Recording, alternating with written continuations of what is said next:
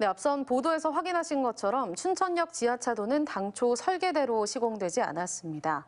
춘천시도 부실 공사라는 점은 인정하고 있는데 당장 하자가 생긴 건 아니고 안전진단 결과에도 이상이 없어 문제가 없다는 입장입니다.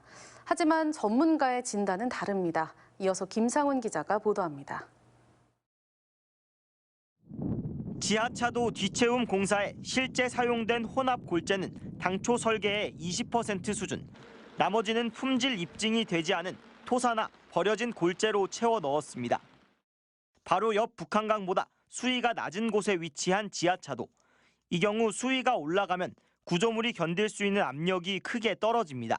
골재가 제대로 들어가지 않으면 그게 배글로 지하차도 쪽으로 수압이 걸리겠죠, 물이. 실제로 지하차도 옹벽에 아래 위로 틈이 벌어지는 현상을 쉽게 볼 수 있습니다. 장기적으로는 인근 도로까지 내려앉는 등 문제가 생긴다는 게 전문가들의 공통적인 의견입니다. 실제적으로 지반이라는 것은 짧은 기간에 나타나는 게 아니고 시간이 오랜 기간에 의해서 나타나기 때문에 장담은 못하지. 단기적인 침하가 발생할 수 있으니까. 춘천시도 당초 설계를 지키지 못한 부실 공사라는 점은 인정합니다. 다만 준공 후 4년 만에 실시한 안전진단 용역에서 B등급을 받고 하자가 나타난 적이 없다며 문제가 없다는 입장입니다.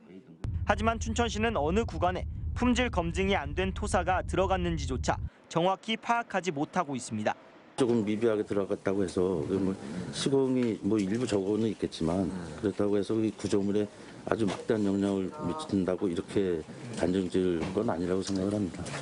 이에 대해 전문가들은 춘천시 용역이 아닌 공신력 있는 기관을 통해 정밀 안전진단을 해야 한다고 지적합니다. 설계 도면대로 시공이 되지 않았기 때문에 누구든지 안전성에 대해서 의문을 품을 수밖에 없다. 그래서 이 시점에서 춘천시가 시민의 안전을 위해서 춘천역 지하차도의 하자 담보 책임 기간은 6년 남았습니다.